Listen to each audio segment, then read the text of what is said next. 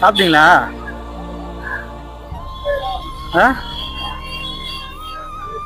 காலிலேருந்து சாப்பிடலையா? என்ன சாப்பாடு வேணும் சொல்லு, வாங்கி தரேன். என்ன வேணும்? சாம்பார் அந்த மாதிரியா?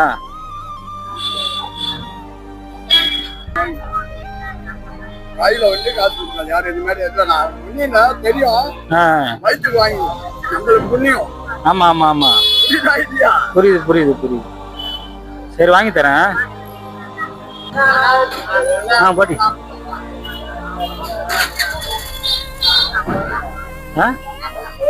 இது பிரிஞ்சி சாதம் தான் இருந்தது. ஹோட்டலு சரியா இல்லை இங்க. சரியா போயிட்டு வரேன் நான்.